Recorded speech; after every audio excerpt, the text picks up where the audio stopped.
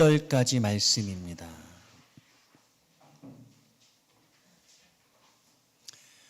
구약성경 582쪽 열왕기하 11장 9절에서 16절까지 말씀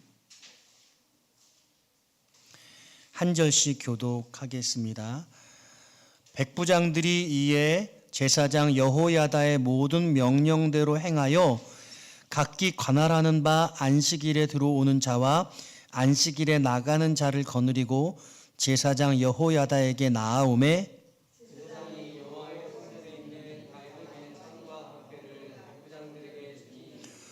호위병이 각각 손에 무기를 잡고 왕을 호위하되 성전 오른쪽에서부터 왼쪽까지 제단과 성전 곁에 서고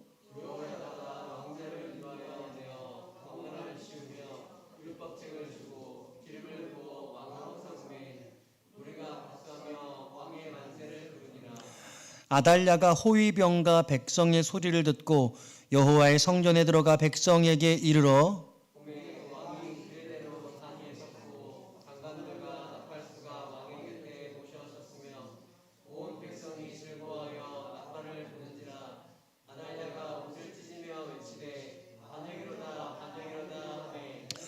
제사장 여호야다가 군대를 거느린 백부장들에게 명령하여 이르되 그를 대열 밖으로 몰아내라.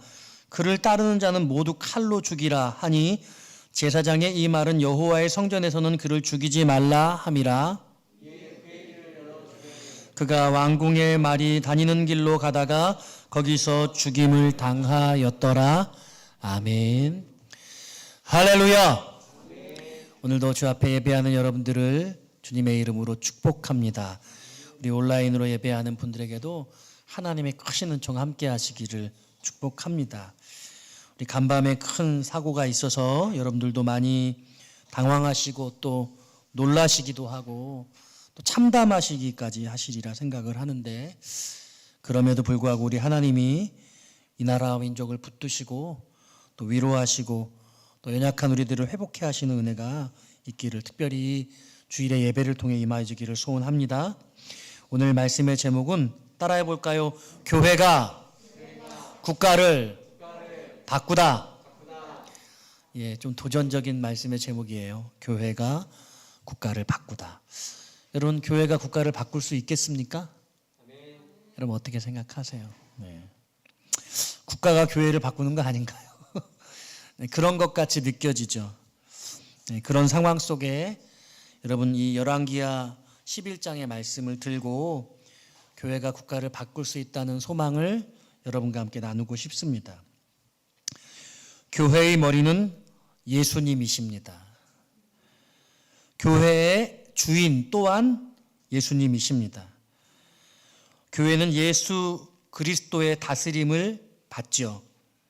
오직 예수 그리스도에게만 영광을 돌려드립니다. 만일 교회가 이러한 영적 원리에 의해 다스림을 받지 않거나 영광을 돌리지 않는다면 교회는 그 마땅한 사명을 감당하지 못하는 것입니다. 교회와 국가는 하나님의 통치 영역 안에 같이 존재합니다. 하지만 역할과 영역이 완전히 다르다고 볼 수 있습니다. 국가는 세속적인 영역에 관여하며 교회는 신령한 영적인 영역을 관여하는 것입니다. 물론 공통적인 부분이 있기는 하지요. 국가는 국민들의 안보, 정치, 경제, 사회, 문화 등에 관여하고 교회는 영혼 구원, 본질적으로 하나님 나라의 확장에 관여하는 것입니다. 사도 바울께서는 크리스찬의 국가에 대한 의무를 성경의 여러 곳에서 가르치셨습니다. 무엇보다 국가와 위정자들을 위해서 기도하라고 하셨죠. 또 마땅하게 세금이나 국민의 의무를 다해야 한다고 주님도 가르치셨습니다. 어려울지라도 관리들을 존중하고 그들의 합법적인 권위를 따르라고 하셨습니다. 이것이 성경이 가르치는 국가와 국정의 운영자들에게 대한 태도입니다. 우리가 이러저러한 마음의 불만이 있으나 그럼에도 불구하고 예수님의 가르치심이 이렇다는 겁니다. 크리스찬은 세상 권력자 또는 세상의 높은 지위자가 되는 것을 죄악시하거나 두려워하는 것도 문제가 있는 모습이라고 할 수 있습니다.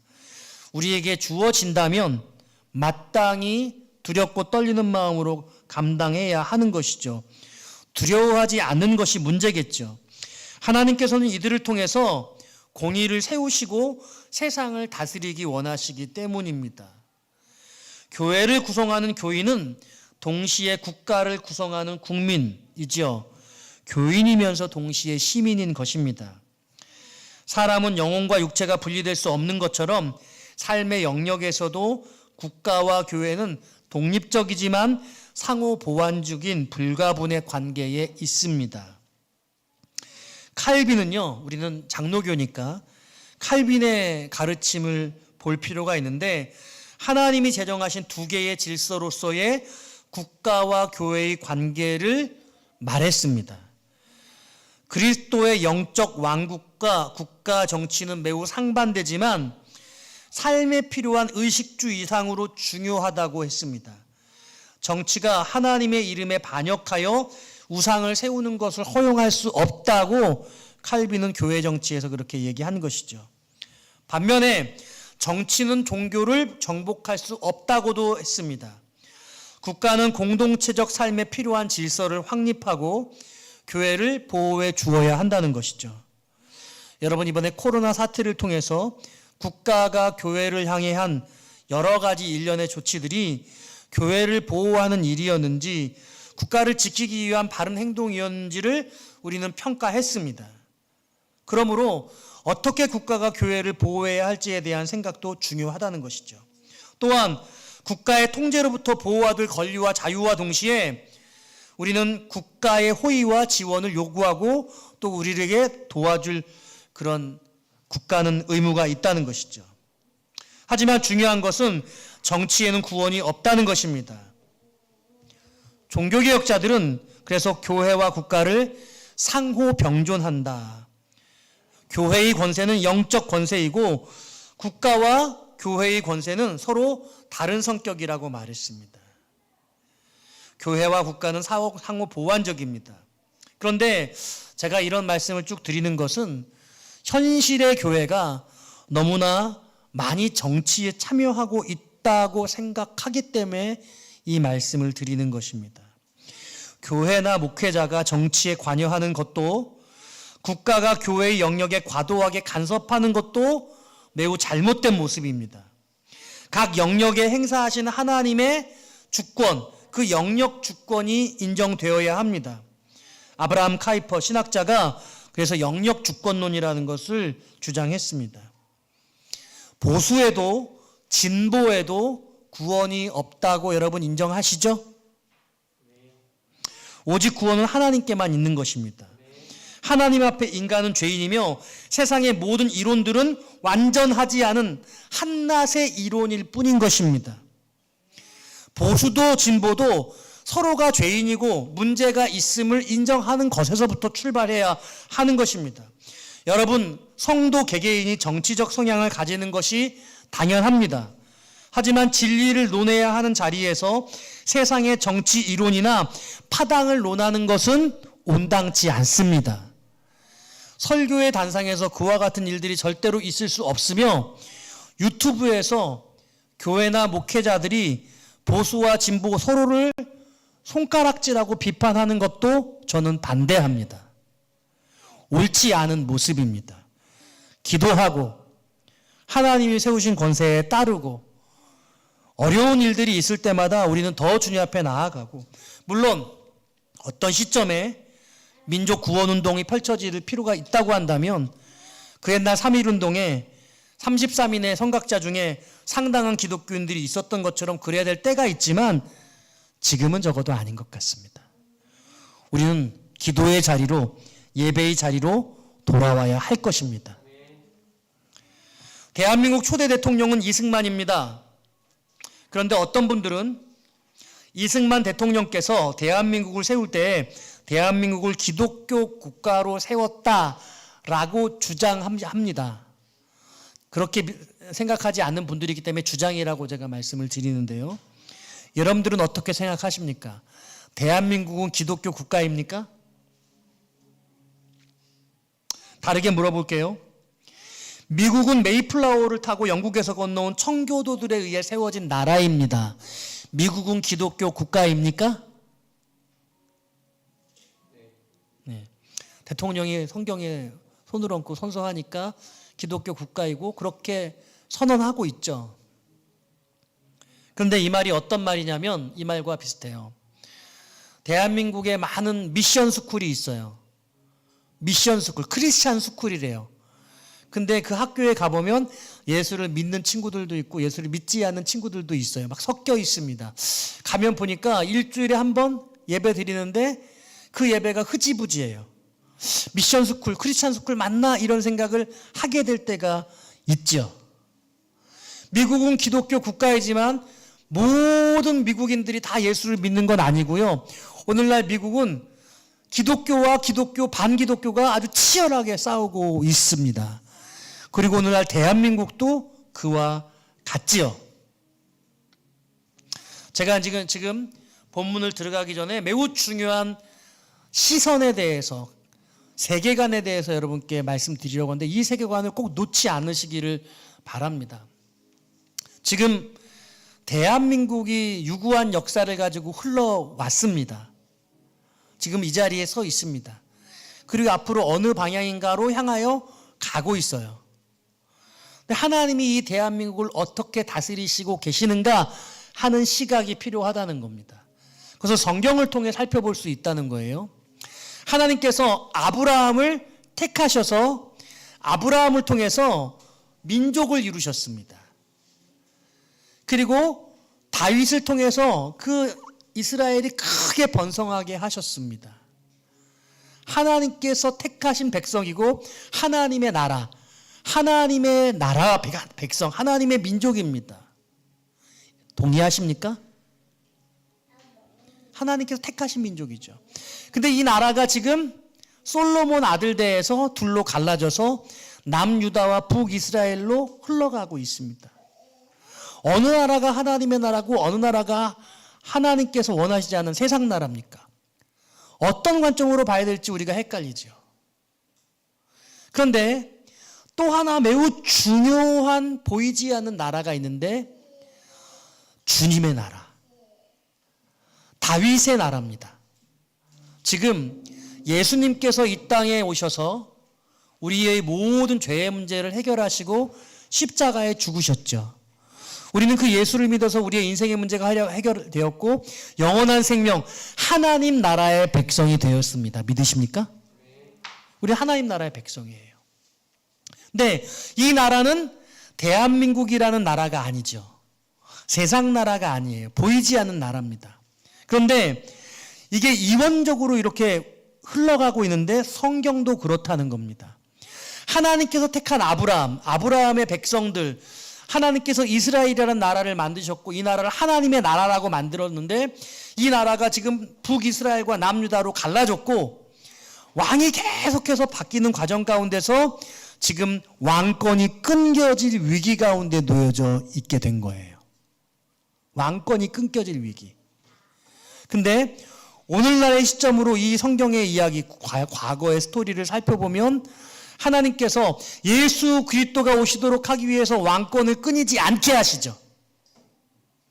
이게 정말 진정한 하나님의 나라. 다윗의 계보를 통해서 예수 그리스도가 오시겠다고 한 구약의 약속의 말씀이 이루어지도록 하기 위해서 이 역사의 면면이 흘러가고 있다는 거예요. 지금 보니까 북이스라엘은 결국에는 멸망했고 나라가 반으로 나눠져서 지금 남유다도 간당간당하면서 나라가 엄청난 위기 가운데 놓여져 있는데 그 가운데서 하나님이 이 다윗의 계보, 예수 그리스도의 계보를 어떻게 지켜나가시는가를 살펴보는 것이 하나님 나라라는 개념을 이해하는 데 매우 중요하다는 거죠. 이해되세요? 네. 그러니까 대한민국이 지금 요즘에 어려워요.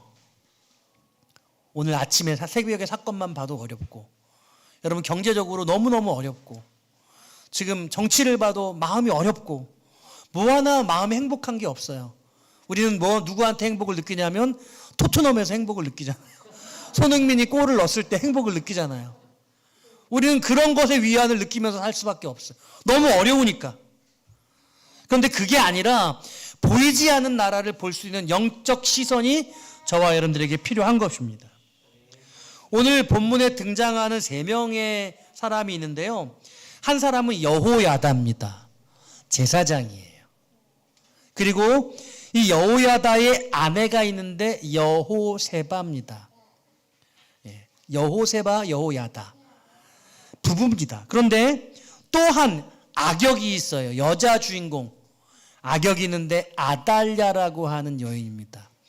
남유다의 여왕으로 자리매김을 했던 여자인데 근데 사실은 왕으로 인정받지 못해요. 성경에서 여왕으로 인정해주지 않습니다. 자, 사건이 어떻게 됐느냐? 오늘 본문은 9절부터지만 1절부터 좀 살펴볼 필요가 있습니다. 11장 1절 말씀을 같이 한번 읽어보겠습니다. 시작.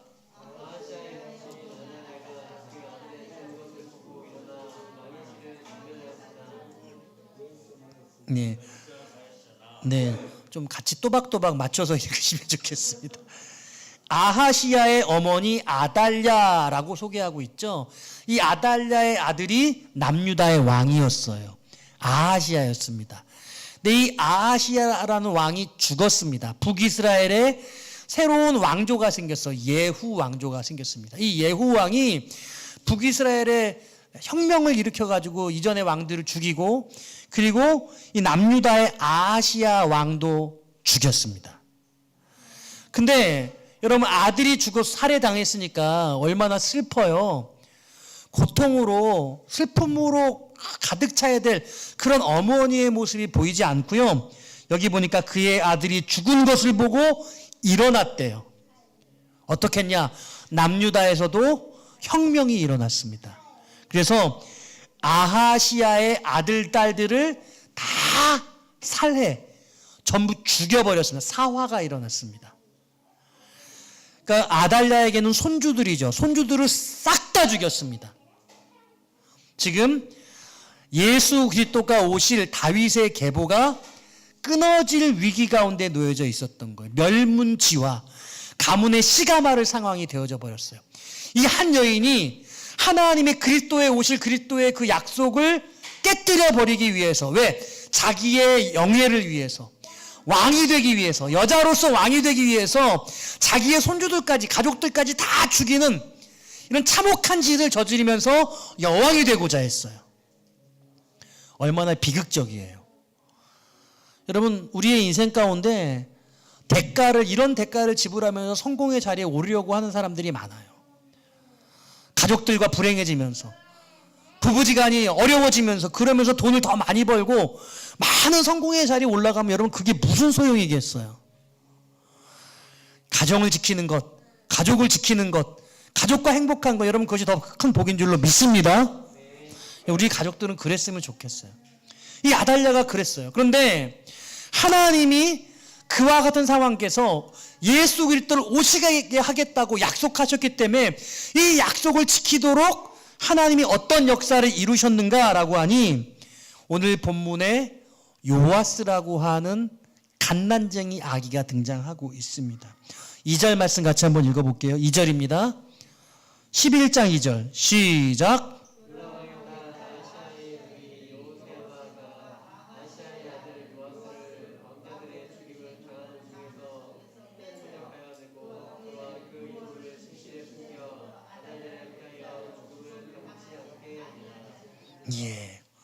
여기 아하시야의 누이 여호세바, 그러니까 아달랴의 딸이죠. 아달랴의 딸입니다. 여러분, 이 아달랴라고 하는 여인이 얼마나 무서운 여인이었냐면 그 어머니가 이세벨이에요. 아합의 부인이었던 북이스라엘의. 이 이세벨은 원래 두로의 공주였습니다. 두로는 시돈과 함께 바알을 신으로 섬겼던 우상의 나라입니다. 이 두로의 공주였던 곱게 자란 이 이세벨이 북이스라엘 아합에게 시집을 와서 이 북이스라엘을 영적 타락을 가속화시켰죠. 바알 우상으로 가득 차게 만들었던 것입니다. 근데 이 이세벨의 딸이었던 아달랴가 남유다에 시집을 온 거예요. 그러니까 이 아달랴도 여러분 우상으로 물든 그런 여인이라고 생각할 수 있겠습니다. 그런데 이 아달랴의 딸이었던 여호세바가 아달랴 자기의 어머니가 손주들을 다 죽이는 이 상황 속에 조카 요아스를 자기의 침실에 숨겨주는 겁니다.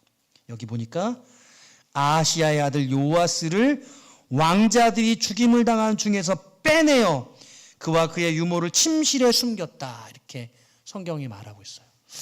뭐 여러분 영화 같은 거 보시면 아주 숨가쁘게 이런 상황이 돌아가는 거 우리가 상상해 볼 수 있는데, 여러분 딸의 방에 숨겼는데 그걸 찾지 못하고 그걸 하나님께서 피하게 하시는 거죠. 사랑하는 여러분, 이 땅이 어려운 가운데 놓여져 있을지라도 하나님은 하나님의 거룩한 일들을 숨겨진 어떤 곳에서 이루어 가시고 계신 줄 믿으시기를 바랍니다. 하나님의 역사가 우리가 보기에는 어려워지고 추락하는 것 같고 고통 가운데 있지만 하나님의 놀라운 구원의 역사를 이 요아스를 살려두는 것을 통해서 예비하고 있는 겁니다. 이 요아스가 이때 몇 살이냐면 1살이에요. 1살. 돌밖에 안 됐어요. 3절의 말씀에 보니까 요아스가 그와 함께 여호와의 성전에서 6년을 숨어 있었다 이렇게 말하고 7살에 즉위를 하거든요. 왕이 되거든요. 그러니까 아달랴가 여왕으로 6년 동안을 이 남유다를 다스리는데 나중에는 왕 취급을 당하지 못해요. 이 6년 동안 이 칸살박이, 여러분 누군가 돌봐주지 않으면 살아날 수 없는 그 갓난쟁이 아기를 하나님이 숨겨서 이 조카를 이모한테 숨기게 하셔서 제사장의 부부에게 숨기게 하셔서 어디서 숨겨서 살았냐면 성전에서 숨어 살았다는 거예요. 성전에서. 하나님께서 하나님의 거룩한 일들을 위해서 성전에서 이 왕을 갓난쟁이 아기부터 7살이 될 때까지 숨어서 살게 하신 거예요. 여러분 이것이 은혜죠. 네? 우리 조창호 집사님, 김자영 권사님, 우리 영준이 다이가 우리 지금은 예배당인데 가운데 방에서 살았던 적이 있었어요. 그게 하나님께서 주시는 복과 은혜가 되어질 수 있다고 믿으시기를 바라요. 다이 아멘? 안 좋았던 기억이라고 생각할 수 있는데 그러지 않. 하나님이 주신 축복된 기억. 하나님께서 그러니까 이 요아스를 제사장의 부부, 자기 딸임에도 불구하고 어머니 몰래 이 조카를 숨겨서 이 여호와의 성전에서 7살이 되게 하기까지 지켜주셨다는 게 이게 얼마나 놀라운 은혜냐는 거죠. 여러분 이 예루살렘 성과 이 여호와의 성전과 그러니까 이 아달랴가 있었던 거처와 이게 멀지 않았단 말이에요. 그렇게 멀지 않은 그곳에 여호와의 성전에 숨어서 7살 아기가 어떻게 그게 숨겨질지 모르겠어요. 우리 산위의 교회에 아기들이 많은 게 너무 은혜인데 막 다니면서 울고 불고 장난치고 제재하기 너무 어렵잖아요. 당연하잖아요. 어떻게 그 여호와의 성전에서 이 아이를 숨겨가지고 지킬 수 있었는지 참 상상만 해도 어마어마하게 어려운 시간들을 보냈겠거니 생각해 볼 수 있게 되어지는 겁니다. 그래서 드디어 7살이 되었을 때 오늘 본문의 내용이 이제 등장하는 거예요. 여호야다 대제사장이 안식일에 거사를 도모합니다.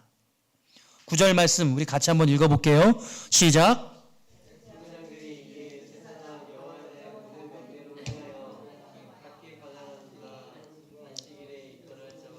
안식일에 나가는 자를 거느리고 제사장 여호야다에게 나아오매. 자, 계획을 세웠습니다. 이 일은 그야말로 쿠데타예요. 쿠데타. 그러다 보니 아주 은밀하게 주도 면밀하게 진행되어야 했습니다. 그래서 여호야다를 따르는 자들을 세 대의 군사로 나눴습니다.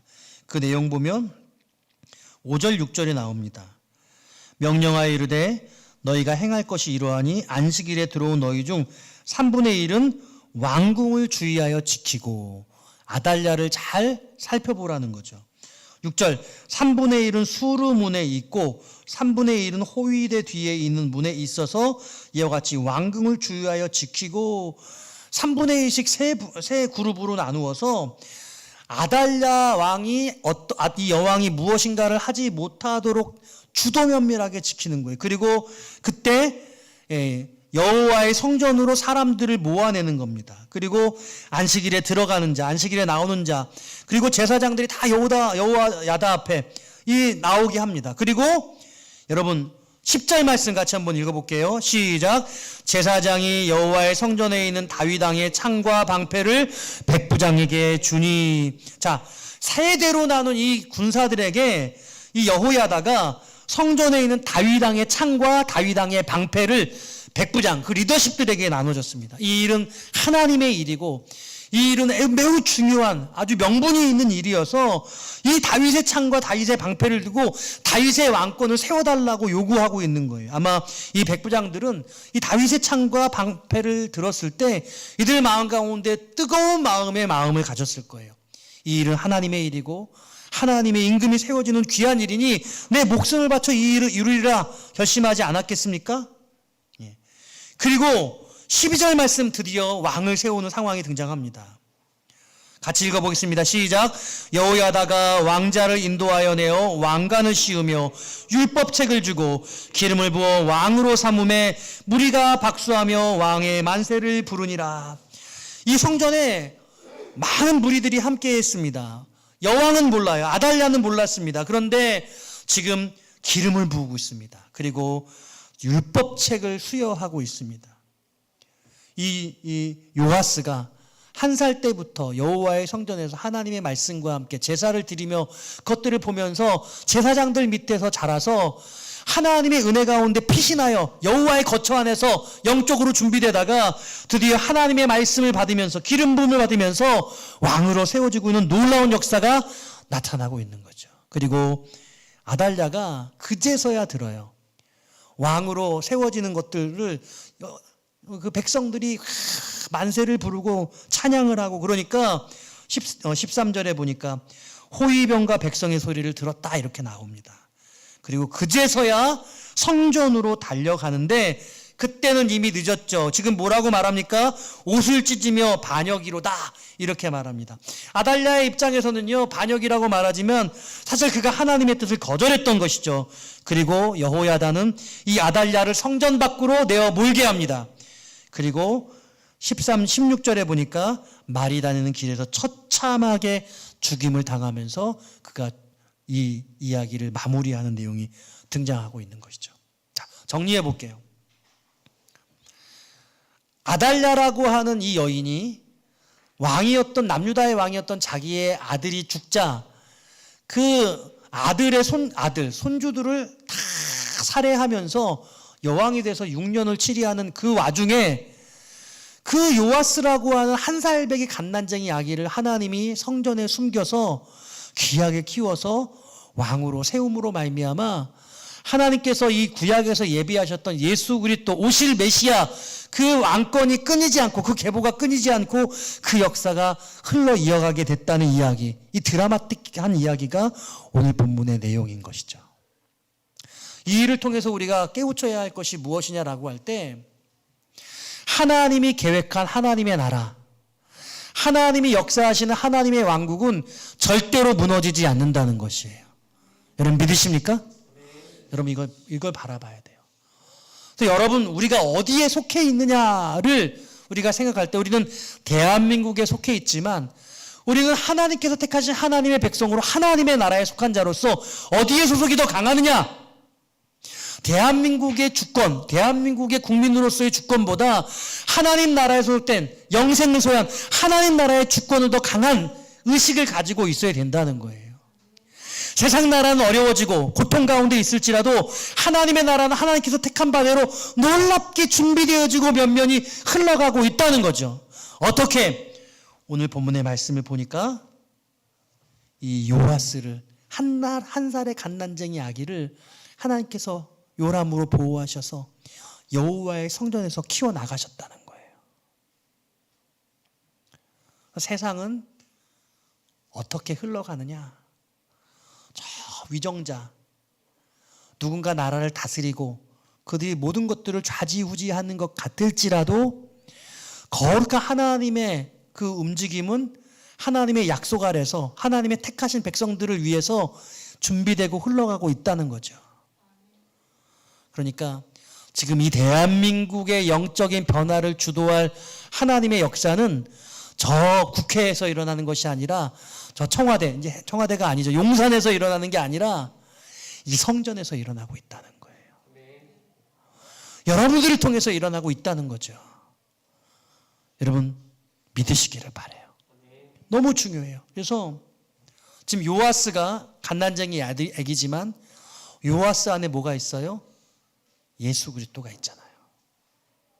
요아스를 통해 오실 메시아 그분이 태어나시게 되시잖아요. 요아스가 없으면 예수 그리스도가 오실 수가 없잖아요. 그러니까 하나님은 이 다윗의 계보를 가문을 지키실 수밖에 없었고 이와 같은 멸문지화의 위기 상황 속에서 하나님이 요아스를 택하셔서 구원하시고 그 왕권을 세워서 남유다 왕국을 다시 이어가게 하시는 놀라운 역사를 만들어 가셨다는 거예요. 그러니 오늘 여러분들이 깨달아야 할 것은 지금 이 나라 이 민족의 흐름은 저 국회에서 저 용산에서 일어나는 것이 아니라 오늘 믿음으로 말씀으로 세워지는 여러분들을 통해서 이 땅에 하나님의 말씀으로 자라나가는 믿음의 다음 세대를 통해서 누가 있다면 그 안에 예수 그리스도가 계시다면 그 안에 하나님의 말씀이 있다면 하나님이 그들을 통해서 하나님의 거룩한 나라를 세워 가신다. 할렐루야. 여러분 이 사실을 믿으시기를 바라요. 그래서 이와 같은 사실이 우리 안에 분명히 있다고 한다면 교회가 정치적으로 나가서 싸우고 진보와 보수가 싸우고 이럴 이유가 없겠죠. 우리는 오히려 예배에 전념하고 말씀에 집중하고 하나님이 일으키실 때를 기대하면서 하나님의 거룩한 역사를 이루는 거죠. 놀랍게도 오늘 이 역사가 어떻게 일어나고 있나 9절 말씀에 보니까 안식일에 들어오는 자와 안식일에 나가는 자를 거느리고 제사장 여호야다에게 나아오매 이 일이 안식일에 있었어요. 이 왕을 세우는 이 일, 다윗의 왕권이 새롭게 남유다의 왕으로 등극하는 이 일, 하나님이 숨기셨다가 왕으로 세우시는 이 일이 거룩한 안식일에 일어나고 있습니다. 하나님께서 왜 이렇게 이 일을 이루시느냐? 하나님의 역사는 거룩한 주님의 날, 하나님께서 세우신 날을 통해서 일어나는 것이 아니냐? 저는 이렇게 말씀드리고 싶어요. 이 세상의 나라의 모든 역사, 세상에서 일어난 역사가 세상에서 일어나는 것이 아니라 이 주님의 날, 하나님의 말씀을 듣는 예배하는 저와 여러분들을 통해서 일어나고 있다. 여러분들이 세상에서 열심히 일주일 동안 일하는데 그 6일 동안 일하는 그 일이 어떤 것이 중요하냐? 그게 중요한 게 아니라 오늘 주일 주님 앞에 나와서 예배하는 이 일, 이게 하나님의 역사고 이 주님의 예배하는 이 일을 통해서 여러분들의 주중의 모든 일들이 좌지우지 되어진다. 거룩한 주님의 전에서 일어난 일들이 세상의 나라의 모든 일들의 중심에 서 있다. 하나님이 택하신 백성들의 일들이 이 일의 중심이다 라고 말씀하시는 거죠. 오늘 자리가 많이 비어 있는데 우리 영준이 수술하고 우리 또 김자영 권사님도 온라인으로 좀 예배하시고 계실 텐데 오늘 또 일부 예배 우리 임혜자 집사님 가정 예배하고 가셨어요. 그러다 보니까 빈자리가 좀 많아. 이런저런 일들로 예배가 빈자리가 있고 또 우리 변성님 전사님 어린이집 예배하러 가셨나 봐요. 아까 너무 이제 예배가 어수선한 느낌이 들더라고요. 그래서 예배하는데 너무 힘들고 온라인도 막 중간에 안 돼가지고 끙끙거리고 수고들 많이 하셨는데 또 제가 오랜만에 찬양 인도를 하니까 찬양도 제대로 잘 안 되고 여러분 우리의 예배가 하나님 안에서 흔들리면 안 되겠다는 생각이 더 들더라고요.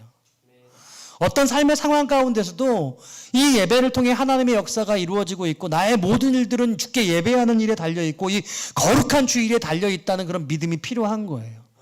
여러분이 오늘 이 신념, 이 약속의 말씀을 여러분 붙드시기를 바라요. 예배하지 않은 자는 절대로 성공할 수 없다. 하나님의 나라는 예배하는 자들에게 달려있다. 하나님의 나라는 말씀을 붙드는 자들에게 달려있다. 하나님 한 살박이 요아스를 통해서 그들을 지키시고 보호해서 왕으로 세우셨다. 이게 오늘 제가 여러분과 나누고 싶은 하나님의 말씀입니다. 산유의 교회가 매우 작아요. 그렇지만 저는 이 작은 교회가 이 지역을 바꿀 수 있다고 저는 기대하고 믿습니다. 교회가 별것 아닌 존재같이 세상에서 세상 사람들은 너무 교회를 안 좋게 바라보고 있지만 하나님의 생각은 다르신 거죠. 하나님은 이 교회를 통해서 세상 나라를 바꾸실 수 있다고 말씀하시는 거예요. 우리에게는 그와 같은 믿음이 필요해요. 국가가 세상의 중심이 아니라 교회가 세상의 중심이고 하나님의 나라가 교회를 통해 일어나가고 있고, 그러므로 우리가 교회 앞에서 기도하며 예배하며 말씀을 붙드는 이것이 이 나라를 바꿀 수 있는 가장 중요한 영적 비결이라는 거죠. 정치활동이 중단되기를 바랍니다. 교회 안에서 목회자들이 교회가 교회를, 진보가 보수를 그렇게 서로 비판하는 이 일이 중단되기를 바라요. 거룩한 예배와 말씀의 회복의 역사가 나타나게 되어지고 교회 본연의 일에 집중하게 될 때 하나님의 역사를 이루어서 교회를 바꾸시고 국가를 바꾸시는 역사를 이루실 거예요. 우리 산유의 교회는 가장 본질적인 하나님의 말씀 앞에 기도로, 말씀을 공부하는 일로, 예배하는 것으로 더 전념해서 이 나라를 바꾸는 거룩한 교회가 되어지기를 주님의 이름으로 축원드립니다.